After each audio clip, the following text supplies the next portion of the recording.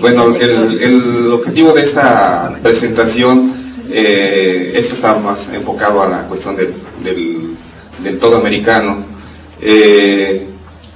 pues es ver como un corte, ¿no? ¿Qué nos llevó a esto? Es menos histórico, diríamos, que lo que presentó Marco Antonio Samaniego, pero es más reciente. Y bueno, ¿qué experiencias podríamos sacar de ese evento? ¿Quién está?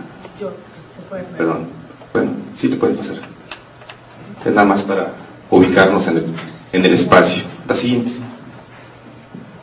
Entonces, bueno, ese es los objetivos de la presentación. Explicar el asunto CTA como un caso prácticamente ya un hecho consumado, y bueno, a qué nos está conduciendo y cómo queda el asunto de la cooperación binacional en el tema, pues para ahora y para el futuro próximo. En el caso que nos ocupa, esta cuestión del canal todo americano, de hecho se deriva y hay una notificación después de que se firma el Acta 242 que resuelve el asunto de la salinidad del Valle de Mexicali. Hay una notificación al gobierno mexicano de parte de Estados Unidos de que hay la intención de revestir el canal todo americano. Esa es la primera noticia que hay, diríamos, de este evento que está ahora muy presente. Después, como la zona árida en la cual se ubica la frontera, árida y semiárida, se ha ido llenando de población, y la demanda urbana, no solamente la frontera, sino incluso más allá de la frontera, Los Ángeles, Phoenix, etcétera, otras ciudades están creciendo. La gente se ha venido a estas zonas, y también las otras actividades productivas, ¿no? Se ha ido, diríamos, desarrollando, para decirlo con algunos términos. Entonces, esto también en paralelo, había asuntos pendientes todavía en las demandas que había de Arizona y California por el uso del agua que tenía asignada Arizona, pero que ha venido o estaba usando California. Y finalmente la Corte Suprema de los Estados Unidos falla a favor y hay decisiones también políticas a favor de Arizona. Entonces Arizona empieza a desarrollar su infraestructura para hacer uso del agua que le corresponde en las asignaciones correspondientes. El Departamento del Interior emplaza a California a finales de los 80 para que arme un programa donde tiene que ir dejando de usar el agua correspondiente a Nevada y Arizona. Entonces esto nos rebota a nosotros en esta zona, porque, si le pasa por favor, porque California implementa un programa justamente pues para diversificar sus fuentes y para asegurar el agua en el futuro, sobre todo el sur de California. Hay al interior de California otras decisiones y otros elementos que presionan también, porque acuérdense que en algún momento el Metropolitan Authority de Los Ángeles pretende traer agua del norte de California, y es derrotado incluso en un plebiscito en San Francisco para importar agua de esa zona. Entonces, estas transferencias de agua, hay arreglos internos entre las autoridades del agua de Los Ángeles y de San Diego, que son las principales ciudades del sur y de la costa de California, voltean los ojos a los distritos de riego. Entonces, esto implica pues arreglos interesantes, diríamos, desde el punto de vista de cómo se va construyendo la política del agua en la región, y que en alguna forma está ya previsto desde antes que van a afectar a México. El asunto es que creo que del lado mexicano no fuimos muy oportunos, o no tuvimos la atención hacia este tema, sino hasta de última hora. Entonces, hay una inversión que va más allá de lo material. Hay una inversión política en California muy fuerte De hecho, el gobernador Davis, antes de irse, firma pues los convenios que ya se establecieron de transferencia de agua, y esto hace mucho más complicado. Es uno de los temas más complicados de negociación que ha tenido México con Estados Unidos en los últimos tiempos en el tema del agua, y esto nos ha conducido a situaciones, diríamos, muy complejas. Sí, la siguiente, por favor. Esto, diríamos, este es el programa de desarrollo de fuentes de agua de San Diego. Nosotros en México, de este lado, no tenemos nada similar a esto. Es una visión de largo plazo y por aquí podemos ver el cambio fundamental que nos está impactando es este. De pasar del 6% de transferencias de agua de los distritos de riego al 22%. Entonces es un cambio brutal, fuerte, y ese es parte del impacto que nos está afectando regionalmente en esta zona en particular. Sí, le cambio, por favor. Aquí hay un recuento de de los eventos importantes a partir de los 80, finales 80, que es, uno, la aprobación de la Ley Pública 10.675, que por el Congreso norteamericano, donde se autoriza al Departamento del Interior a llevar a cabo las obras de infraestructura del canal Todoamericano. Eso en noviembre de 88. En diciembre de 88, el convenio para el programa de conservación del agua en el distrito de Riego Imperial, se empieza a mover el convenio, la parte de negociación regional. En diciembre de 88 también se empieza a armar el plan de conservación de agua por parte del distrito de Riego Imperial, incluyendo módulos para revestir los principales canales que transportan el agua desde el río Colorado. En abril del 94 se arma un reporte se establece el estudio de impacto ambiental, que ha sido tan criticado porque justamente nada más lo hacen hasta donde termina la soberanía nacional pues de los Estados Unidos, la parte territorial. Entonces, bueno, no les voy a detallar lo demás, pero bueno, son cosas que han venido ocurriendo en la parte regional, que son la legitimación y la legalización de todos estos eventos que dan por resultado el que el canal Todoamericano siga su marcha, a pesar de que en México hemos venido a nivel regional se ha despertado cierta conciencia, diríamos, ¿no?, de lo que esto significa. Pero a nivel nacional, y aquí es importante lo que mencionaba Marco Antonio Samaniego, son los gobiernos federales los que manejan esta cuestión de la política del agua en la frontera. Entonces, el gobierno mexicano fue dejando esta cuestión, este tema en particular, muy marginalmente.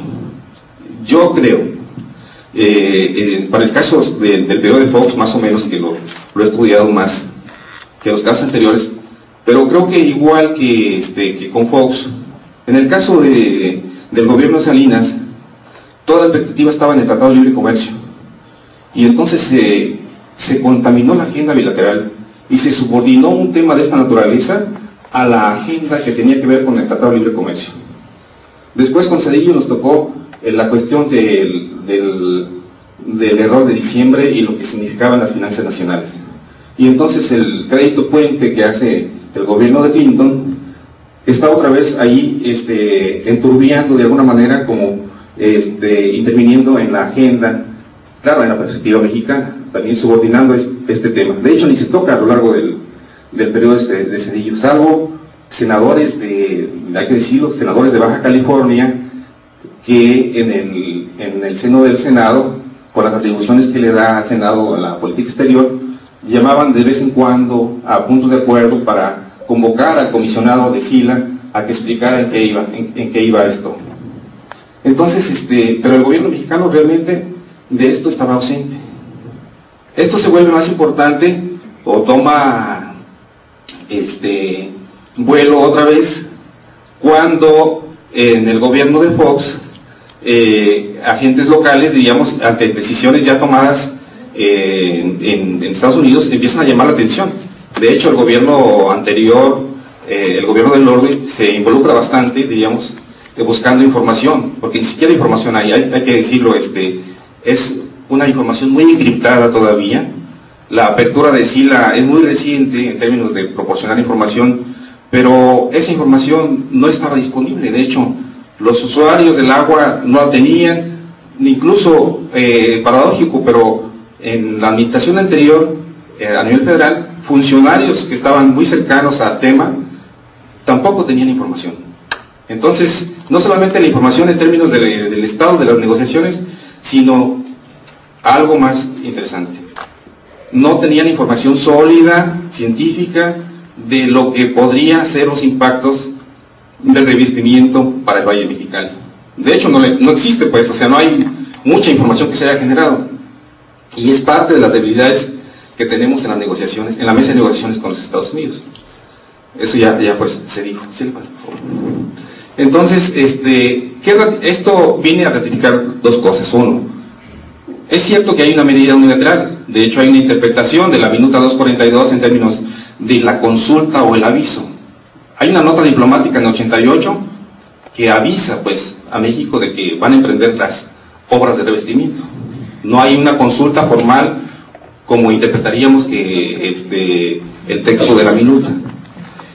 Pero además, en la administración de Clinton, también, dadas las medidas a las que había sido emplazada el gobierno de California para que implementara la reducción del uso del agua de Arizona y de Nevada, también el gobierno federal de los Estados Unidos autoriza a California a usar las aguas excedentes. Digamos, una medida también que ratifica esa unilateralidad y la asimetría, pues, que hay entre los dos países. Sí, la siguiente. Entonces, de este lado, pues no tenemos no hemos construido una visión, diríamos, un proyecto de largo plazo respecto al agua. Y diríamos que en términos del tratado mismo y de las cosas que han surgido con el todo americano, se ha entrado en una lógica muy reactiva solamente. Estamos reaccionando y además tardíamente. Entonces, esa es parte de una lógica que requiere, diríamos, mayor atención social para empujar a que las autoridades responsables tomen una iniciativa y tengan una perspectiva distinta. Entonces, bueno, pero aquí en el tema del todo americano hay dos materias, el canal y el agua. El canal es federal, ciertamente, pero el agua es de California.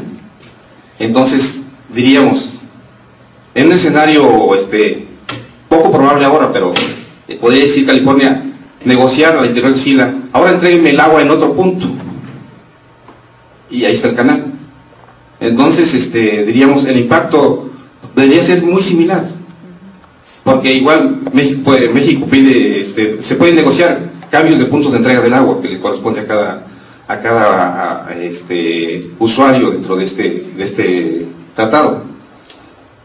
Entonces, hay dos tesis que están enfrentándose. Uno es aquella tesis que trabajó Albert Hutton del derecho por uso benéfico durante un periodo prolongado y continuo que tendría México, y el otro es de alguna forma el que las aguas son de ellos porque se las asignan, pero que están en territorio de Estados Unidos. Entonces surgen aquí nuevamente cuestiones muy relacionadas incluso con una tendencia al discurso de la soberanía.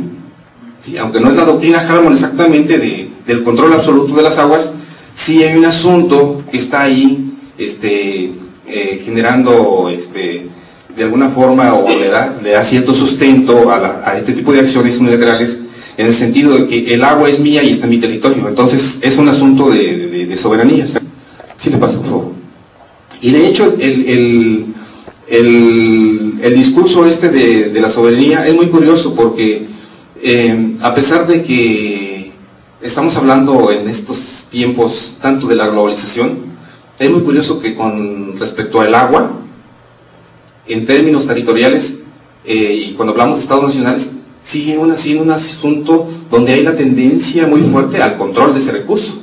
Es decir, no hay, hasta ahorita, digo, Ismael hablaba hace rato de estas transferencias de agua en un mercado transfronterizo o algo así. Pues no hay un mercado transfronterizo de agua.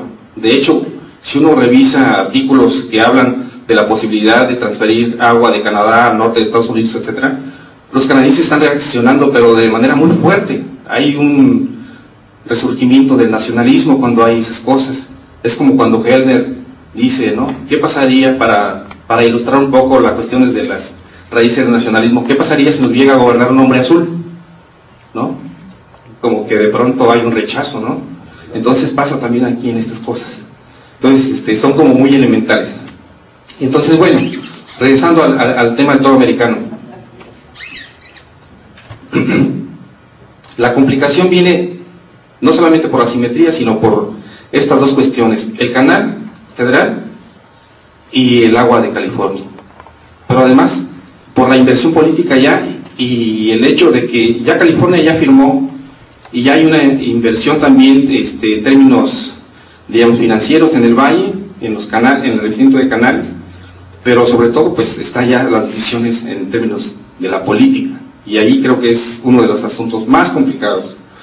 Entonces, después, cuando también yo creo que tardíamente las organizaciones civiles de Mexicali, en particular el Consejo de Desarrollo Económico, llega a establecer las demandas en Estados Unidos, finalmente, bueno, hay todavía queda una última posibilidad, un último recurso, ¿no?, de la Corte Suprema de Estados Unidos, pero requiere una inversión muy fuerte y la probabilidad es, no sabemos.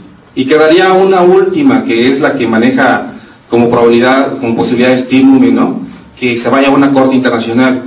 Pero no sabemos que en Estados Unidos hay un rechazo muy fuerte históricamente a los tribunales internacionales. Digo, ahí está la cuestión de la Corte Penal Internacional, ¿no?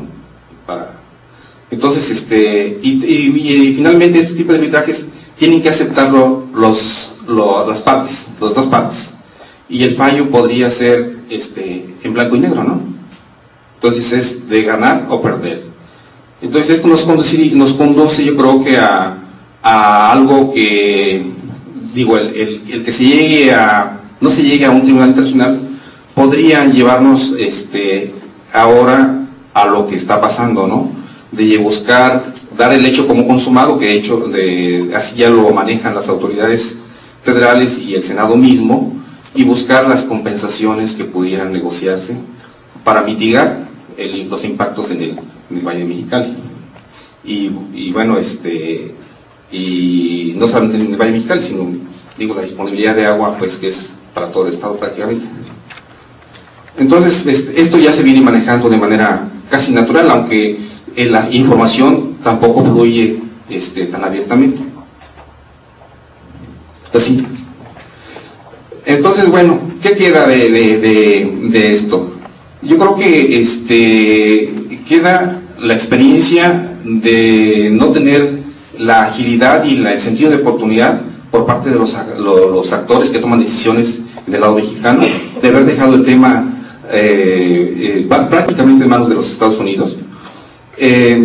Y queda también el asunto de fomentar la cooperación transfronteriza. Creo que hay dos niveles: el nivel federal, la cuestión binacional, y el nivel más regional, que tiene que ver con lo transfronterizo, donde hay contactos más cotidianos y donde hay probabilidades y la posibilidad de generar cuestiones de cooperación, sobre todo en gestión de agua. Yo creo que más en la línea de gestión, donde podemos encontrar cooperación para mejorar los sistemas de gestión en el lado mexicano. Entonces, y además, a lo mejor incluso recursos para financiar proyectos que ayuden a que seamos más eficientes en el manejo del agua, porque, pues, como decía Marco Antonio, no va a haber más agua. Entonces, de hecho, el comisionado de SILA ha dicho en varias reuniones: ahí está el océano. Entonces, pues tendremos que buscar el océano y las nuevas tecnologías para tratar de suplir o de complementar el agua que nos falta. Entonces es importante instrumentar formas eficientes. La siguiente, por favor.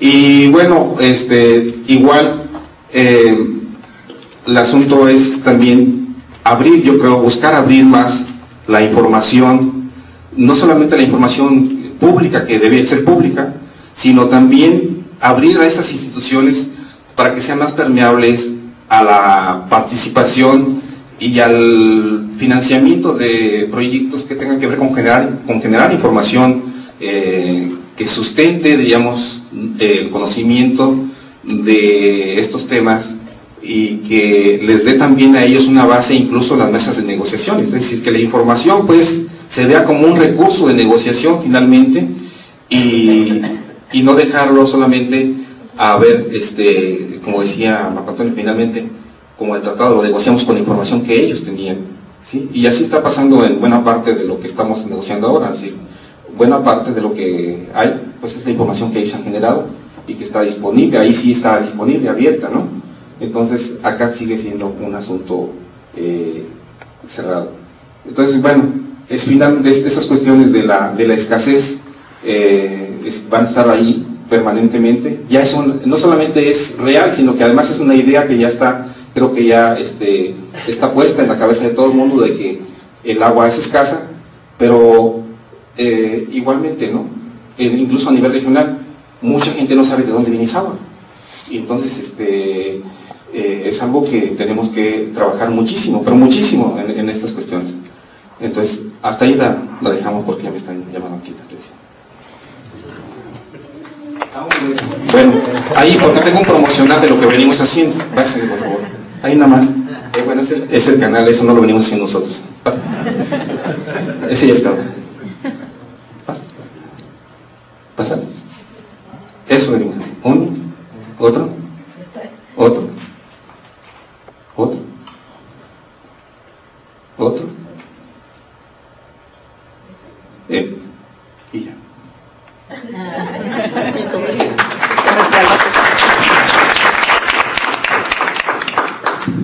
Bueno, desde aquí voy a moderar la mesa con el debate. Me ha pedido Araceli. Entonces comenzamos con las preguntas para los ponentes. Por favor.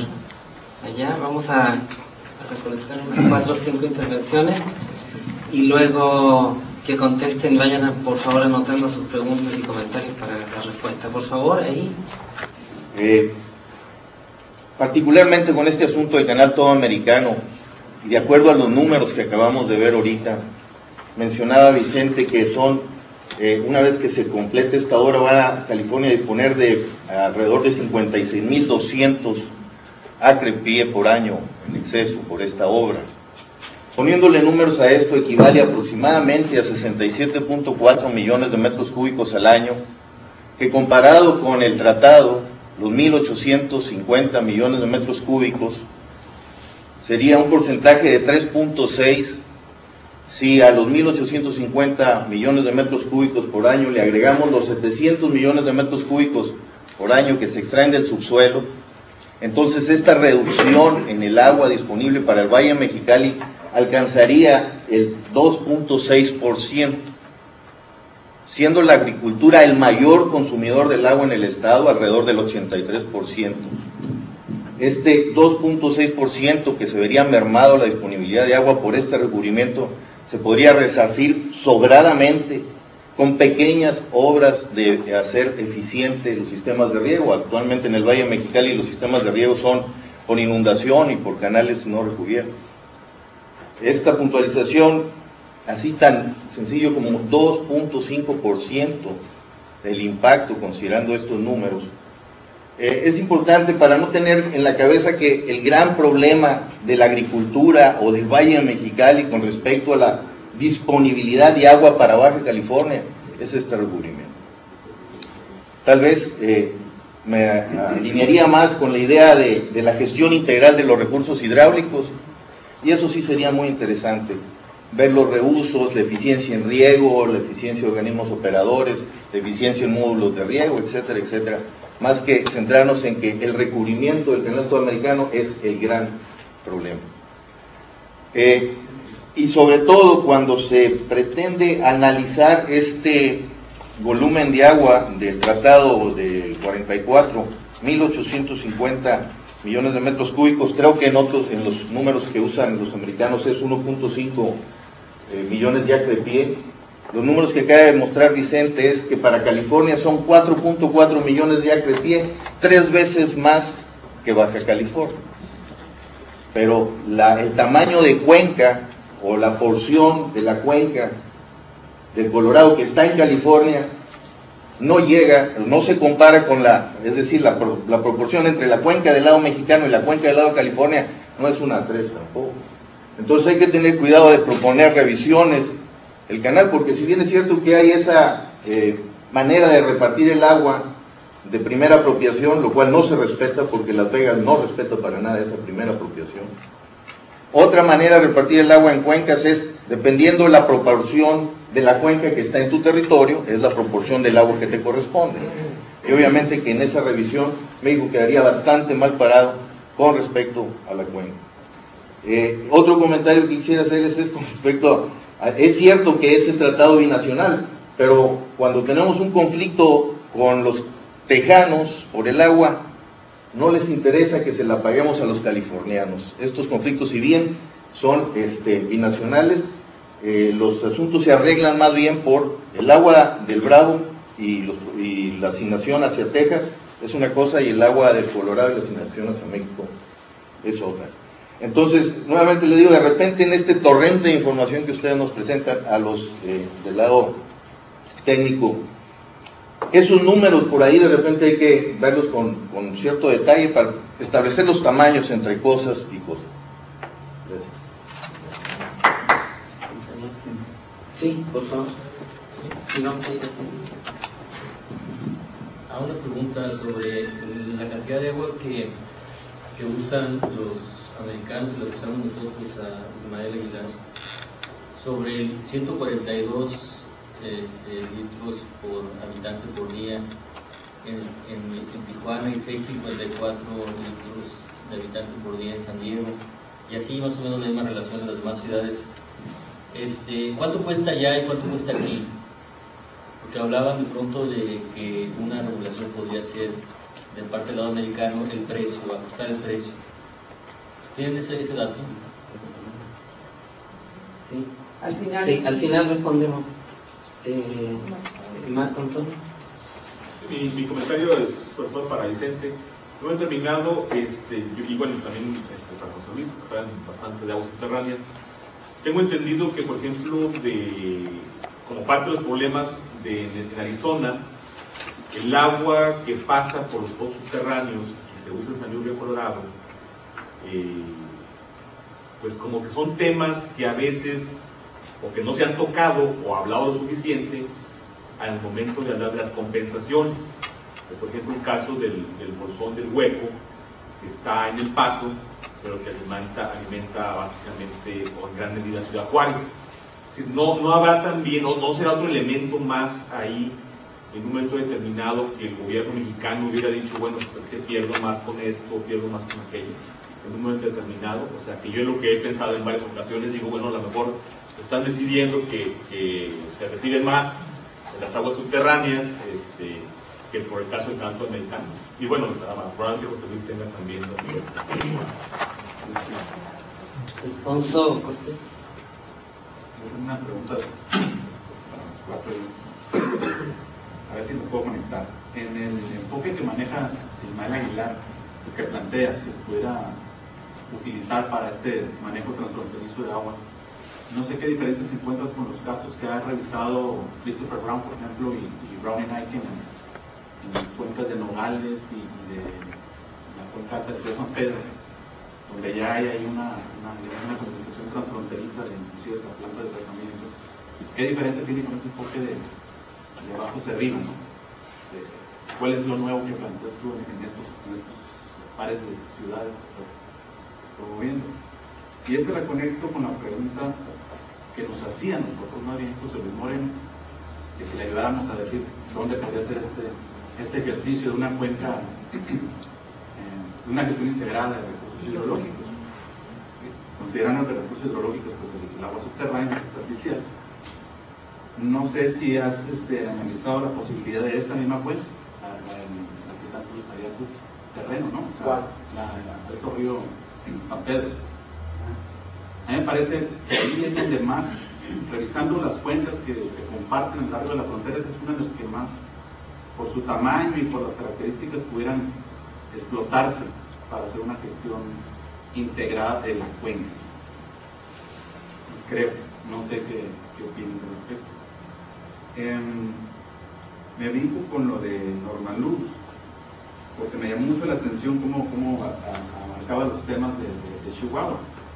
Y a mí me tocó estar ahí muy de cerca con lo del Conchos, por ejemplo, cuando se trató lo del conflicto, y nos tocó estar ahí con todos los agricultores, o con los representantes de los agricultores del Valle de Mexicali, porque querían ir a ver cómo estaban progresando los agricultores del Valle de Delicias, del distrito de Delicias, con todo este programa de infraestructura que se vino.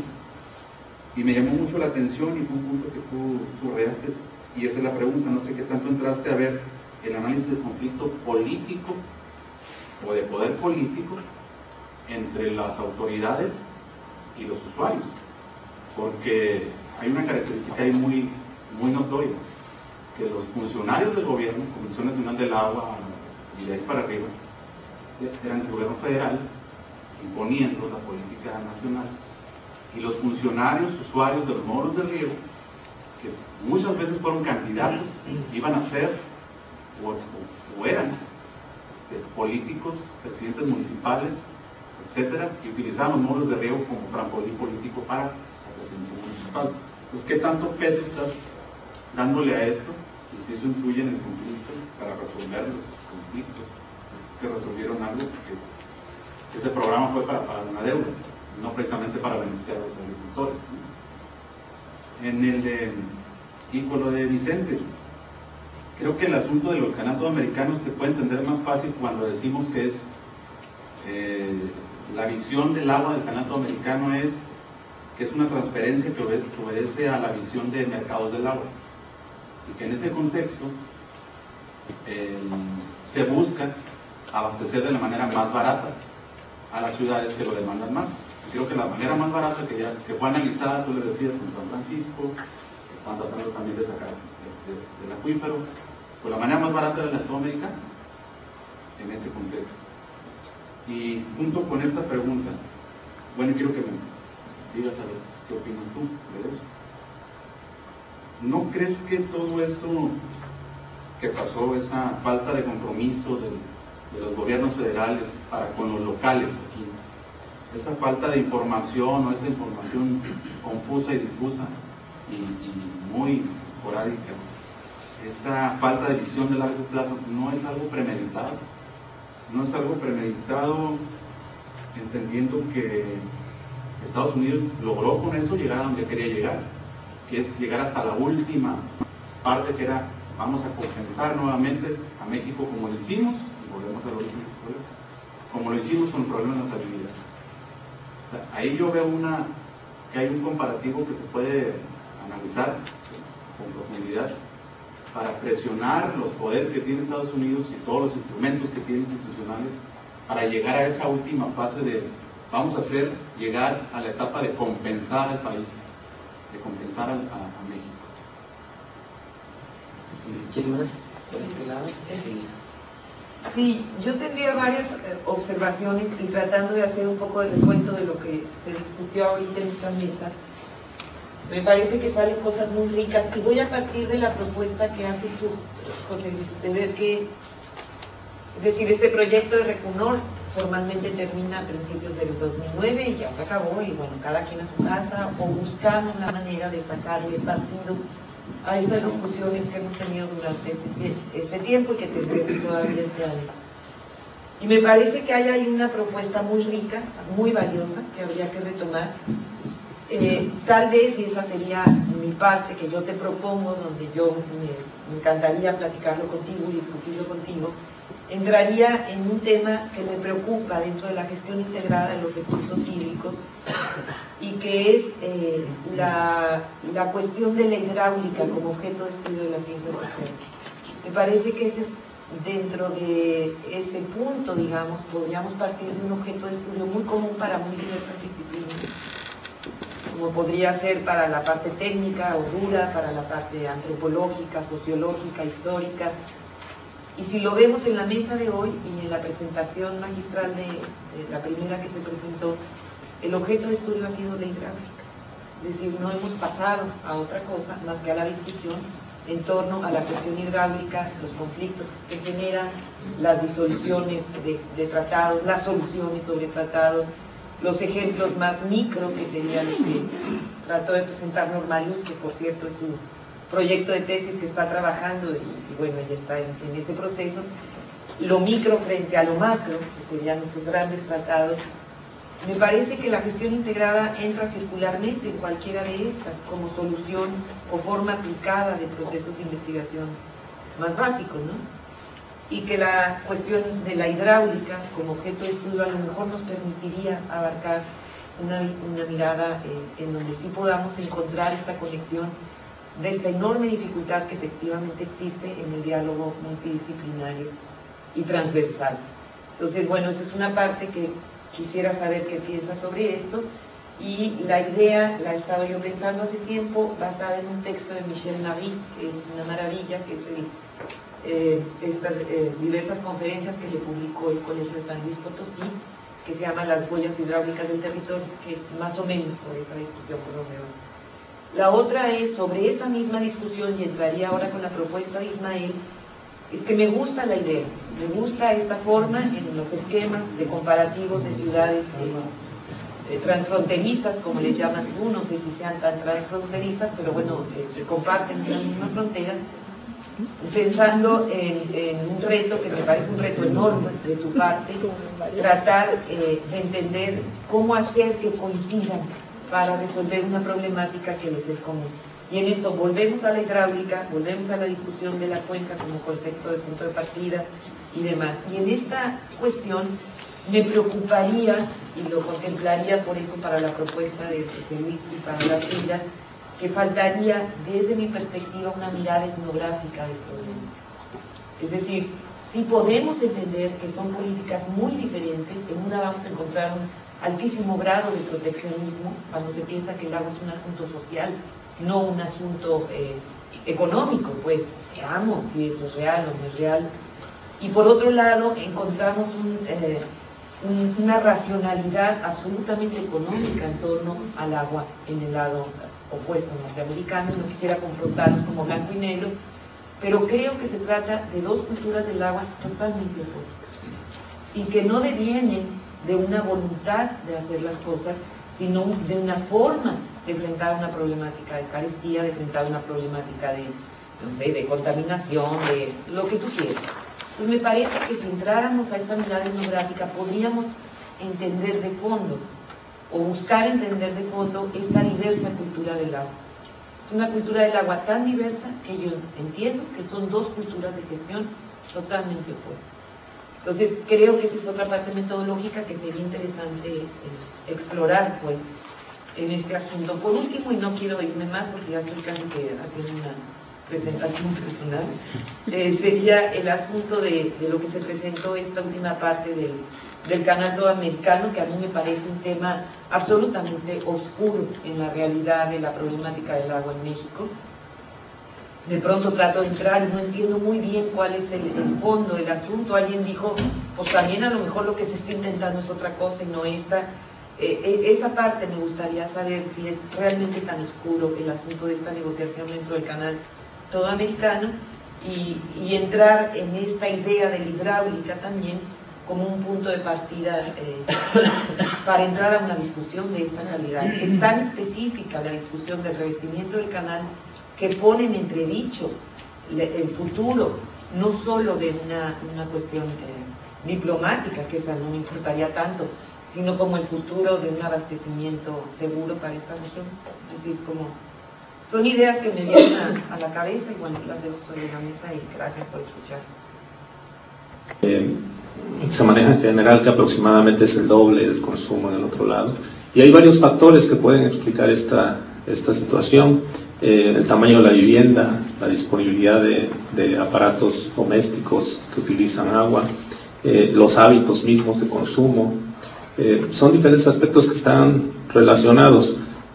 Cuando se compara el consumo y se contempla el precio o las tarifas como un mecanismo para poder impactar en la demanda, en el uso del agua, lo más, digamos, lo más objetivo puede ser comparar lo que es el porcentaje del ingreso promedio por vivienda que se utiliza en pagar un consumo promedio de agua.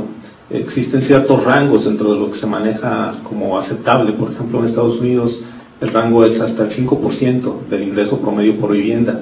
En la frontera, en las ciudades fronterizas del lado estadounidense, normalmente no llega al 1% del ingreso promedio por vivienda, lo que tienen que pagar por el consumo del agua. Y aunque se trata de utilizar el precio como un mecanismo regulador de la demanda, no tiene mucho impacto, por lo mismo de este bajo impacto o bajo precio relativo que tiene con respecto al ingreso promedio. De este lado es un tanto diferente. En las ciudades mexicanas sí llegan algunos casos al 5% del promedio de ingreso por vivienda. Entonces, el precio no es bajo, sobre todo Tijuana, por ejemplo, es una de las ciudades con mayores tarifas. Entonces, la efectividad de utilizar las tarifas, los precios del agua como un mecanismo regulador de la demanda es limitado. Tendrían que conservarse otras alternativas. En cuanto al enfoque de abajo hacia arriba que yo mencionaba al final y la diferencia que existe, es básicamente desde una perspectiva analítica, pero también desde una perspectiva práctica. La diferencia es si se tratan de establecer mecanismos de gestión binacional que pueden enfrentarse con diferentes complejidades, diferentes dificultades para poderse establecer, se tendría que esperar a formalizar acuerdos, a formalizar iniciativas.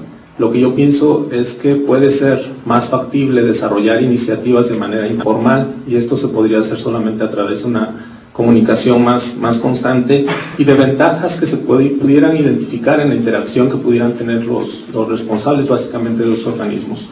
Como yo mencionaba, hay varias dificultades. No conozco a fondo el caso de ambos Nogales, por ejemplo. Sí sé que tienen algunas iniciativas y yo creo que ahí el esfuerzo que podemos hacer es tratar de identificar cuáles fueron los factores que permitieron esos niveles de cooperación y que se pudieran aplicar en otros pares de ciudades.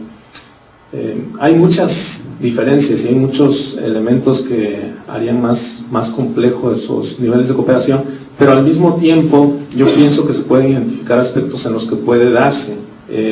Hay por lo menos 3 aspectos en los que se podrían obtener beneficios mutuos. Uno, del lado mexicano, por ejemplo, la cuestión de la planeación estratégica. Por lo regular es del otro lado donde se tienen planes para el uso del agua a 20, 30 años, y en el lado mexicano no, es inmediato. Buscas un plan maestro, nunca existe. Entonces esas prácticas son las que se pueden obtener, digamos, o aprender un poco de cómo se realizan. El reuso es otro aspecto. Normalmente en ambas ciudades o en muchas de las ciudades gemelas se da el tratamiento al agua por normas que se les exige por SILA y por otros, sobre todo por SILA, o por normas estatales del lado estadounidense. La calidad del agua es suficiente como para que se pudiera reutilizar, y normalmente es el 10, máximo el 30% en algunos casos que se reutiliza el agua. Entonces el reuso es otra alternativa que pudiera conservarse, que se pudiera observar como una práctica que podría tener beneficios mutuos, y la conservación es otro aspecto que podría también ser útil. Normalmente se habla de políticas que tratan de reducir la demanda de agua, pero no hay ninguna coordinación, es decir, cada lado está funcionando con mecanismos que le parecen más adecuados, del otro lado con precios, de este lado con sanciones, multas, etcétera. Entonces habría que tener una comunicación. Yo pienso que ahí tendría algunas ventajas. Y como decía al principio, esta es una diferencia más bien analítica, de tratar de enfocar estas iniciativas de abajo hacia arriba. ¿Cuáles son las prioridades? ¿Cuáles son las necesidades de los organismos? En lugar de definirlo en foros puramente académicos o puramente políticos. Y bueno, un comentario nada más sobre la mirada etnográfica que comentaba Cecilia. Yo pienso que sí, lo que se le llama de manera muy abstracta cultura del agua tiene múltiples aspectos, y uno de ellos es cómo la población, en este caso la población urbana, cómo valora el agua, cuál es su percepción del agua. Yo tengo la hipótesis de que es muy diferente de un habitante de zonas rurales, entonces habría que analizar cuál es su percepción de este servicio, pero también de este elemento natural. Como planteaba al principio de la presentación, normalmente como habitantes de una ciudad nosotros damos por sentado que el agua tiene que llegar por la tubería y abrimos la llave y ahí está. No es lo mismo para un habitante de zonas rurales que tiene que ir por el agua hacia la fuente, que la observa físicamente en la fuente, y eso impacta obviamente en el nivel de compromiso para la conservación que se pueda tener. Esos serían mis comentarios. Gracias. Sí, creo que yo conozco el caso que comenta, que es que un presidente de un módulo no es usuario, no es agricultor, nunca siembra, y usa su puesto como directivo para promoverse como presidente municipal, pero es una situación que la misma CNA negoció con él. Entonces sí lo tomo en cuenta, por eso propongo el enfoque de desarrollo centrado en el actor, que tome en cuenta las renegociaciones, no nada más las políticas y todos estos modelos de intervención planeada, sino qué pasa ya al interior. Entonces es también por eso que digo que el problema está en la gestión integrada de los recursos hídricos, porque si CNA hace esas negociaciones con los usuarios, ¿quién cuestiona a estos dos actores sociales? No hay un comité, no, a nivel estatal, a nivel municipal, no hay quien cuestione, que tengan esta clase de relaciones. Entonces, pues sí se lo tomo en cuenta cuando un enfoque más que va hacia el interior. Gracias. Primero, este planteamiento sobre los números del agua, la presentación que hicimos, bueno, que hice en este caso, no cuestiona los números, sino que más bien el asunto era ahí recuperar el proceso de negociación y sacar las experiencias, diríamos, que podríamos tener a partir de él. Ya sé que, bueno, incluso si decimos que los 85 o el número de metros cúbicos que están en cuestión por el revestimiento del canal americano es una cuestión mínima frente a los 1.850 millones de metros cúbicos, y sin embargo es una cantidad enorme de agua de todas maneras, que puede alimentar a Mexicali, por lo menos la parte urbana, por un año. Entonces, pero aquí cada gota, en un escenario de escasez, cada gota cuenta, pero muchísimo más. Entonces, y además si lo vemos en el futuro, entonces aquí también era el planteamiento de ver cómo construimos los escenarios del futuro. California está viendo, San Diego está viendo por los próximos 75 o 110 años. Nosotros estamos viendo los próximos 12. Entonces es una diferencia enorme. Eso es lo que queríamos, digamos, plantear así, es decir, cómo se construyen este tipo de visiones de largo plazo y darle certeza a su sociedad de que vamos a tener un futuro. Entonces, y no estar resolviendo de última hora las cuestiones coyunturales, siempre en la coyuntura. Creo que eso es más costoso. Entonces, podríamos entrar a las cuentas y exactamente los 1.850 millones, todo el mundo ha dicho, es una cantidad enorme de agua, enorme. Entonces, lo que tenemos que mejorar es los procesos de gestión del agua. Entonces, claro que no vamos a compararnos con la disponibilidad que tienen ellos y que aseguraron en el tratado, ¿verdad? Pero, de todas maneras, es una cantidad extraordinaria de agua que tenemos que valorarla. Creo que el asunto es valorarla mucho más y hacer todo lo posible por tener un manejo mucho más eficiente de ella y manejarla de manera, digamos, mucho más integrada y con más cultura o más información hacia la gente, ¿no? Que la gente sepa de qué se trata el asunto. Sobre todo, bueno, estamos en unas ciudades donde buena parte de la población viene de otras regiones del país y hay que enseñarle que estamos en una región donde el agua es de escasez relativa. Entonces, creo que esa es una cuestión que es el centro de esto. Respecto a esta cuestión de la actitud del gobierno y si no estaríamos ya tratando de las compensaciones en otras regiones y sobre todo en la cuestión de las aguas subterráneas, no estoy seguro que sea así. Creo que porque bueno, la propia SILA en comparecencias del comisionado ante el Senado en los años 80 y luego en los 90,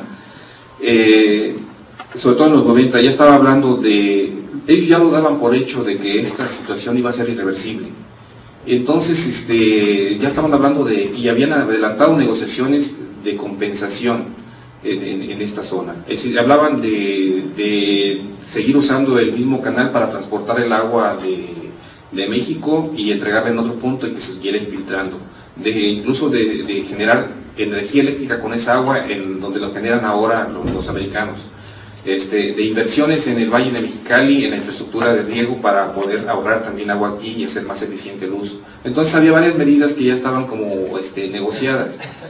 Luego, ahí sí creo que, y eso está bastante claro, con el gobierno de Fox y el primer canciller que tuvo, con el bono democrático, pensaban que íbamos a negociar de tú a tú con los Estados Unidos y que nos iban a respetar por ser un gobierno democrático. Entonces, era mucha ingenuidad, creo que hubo mucha ingenuidad, y luego además se sobrepuso a este tema el asunto del tratado migratorio. Entonces aquí hubo un traslape de agendas y eso fue un retraso enorme en términos de lo que ya estaba pasando en la realidad aquí en California. Entonces eso hizo más complicada la negociación, pero creo que no tenía que ver, porque México ha tratado de evitar en negociaciones el que los asuntos de la cuenca del Bravo, por ejemplo, se vinculen con los asuntos de la cuenca del Colorado, porque los tejanos además ha sido una manera de presionar cuando ha habido estas situaciones críticas de las deudas de agua. Entonces el decir, pues si no me entregas el agua aquí, le vamos a cortar el agua del Colorado.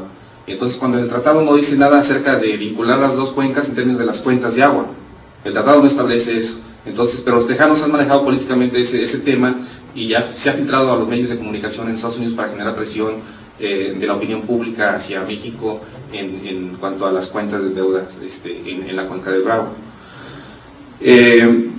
Sobre el asunto que plantea Alfonso, sobre si es el agua más barata y por eso fue la opción, y si no fue algo ya premeditado del gobierno federal mexicano de dejar solos a los baja californianos en este asunto. De lo primero, la primera parte, yo creo que no es exactamente porque ha sido la más barata. Creo que manejaron varias opciones y la primera opción que manejaron fue la de San Francisco, del acuaférico, no sé cómo se llamaba una cosa así el proyecto, pero creo que, como decía Cecilia, tenemos dos maneras distintas de hacer las cosas. Y allá hubo una consulta pública en el área de San Francisco para ver si había la aprobación social de transferir el agua al sur de California. Y fue rechazado el plebiscito que se implementó, fue rechazado. Entonces ahí fue derrotado la iniciativa del Metropolitan y del gobierno de California de hacer esa transferencia. Entonces fue una derrota política. Entonces también nos habla del nivel de conciencia y de la participación de la sociedad frente a estos temas. Y creo que fue una opción que les quedó el venir el buscar el agua en el Valle Imperial, que es el distrito de riego más grande de Estados Unidos, ¿no? Entonces la cantidad de agua que recibe, pues ya no lo imaginamos, ¿no? Entonces creo que esa fue más o menos el proceso que siguió esta cuestión. Sobre si fue una cuestión premeditada, pues no tengo particularmente no tengo la certeza. Yo lo que sí he podido constatar es que los representantes de Baja California en el Congreso siempre estuvieron de manera frecuente sobre el tema, llamando a cuentas a Sila y sacando puntos de acuerdo para que no se olvidara por parte del gobierno federal el asunto. Lo que sí creo es que el gobierno federal no siempre les hizo el caso suficiente, pero mi tesis es de que subordinaron temas en la agenda, subordinaron este tema en la agenda por otros. O sea, en su mentalidad de incorporación o de ganar ciertas cuestiones en la integración que tenemos con Estados Unidos, se fueron subordinando esos temas, este tema en particular, y yo creo que ese es parte de los asuntos que deberíamos de considerar mucho. O sea, por eso ese tema sobre todo es emblemático, el tema del todo americano, porque los conflictos por el agua van a seguir, porque la escasez está ahí y la demanda está creciendo y las nociones del manejo nuevas que hay en el escenario pues nos ponen en desventaja propiamente. Entonces si nosotros no ponemos atención y sacamos las experiencias de estos asuntos, vamos a seguir repitiendo las cosas y vamos a seguir lamentándonos de no haberlo hecho lo mejor posible y de manera oportuna. Entonces ese es el asunto. Yo creo que es un asunto bien emblemático de cómo se van a resolver en el futuro o cómo se van a abordar por parte de los gobiernos y de las comunidades el asunto del acceso al agua compartida. Entonces básicamente eso. Sobre la cuestión de la oscuridad en las negociaciones, yo creo que más que oscuro o como un tema oscuro en términos de, diríamos, de la sospecha, es más la falta de transparencia de parte de los negociadores. Hay una, bueno, pues en México la cultura de transparencia a nivel institucional es muy reciente, pero igual la SILA está apenas despertando en este tema de poner la información a disposición del público, y todavía es a cuentagotas. De hecho, hace pocos meses todavía, cuando uno le solicitaba cuál era lo último que había sobre el tema del canal todoamericano, decían no podemos sacarlo a la luz pública porque estamos negociando. Entonces, pero uno le da la vuelta y va por la parte americana y consigue la información. Entonces creo que es un asunto cultural donde todavía hay resistencia muy fuerte al interior del organismo, digo, porque finalmente la SILA no es autónoma.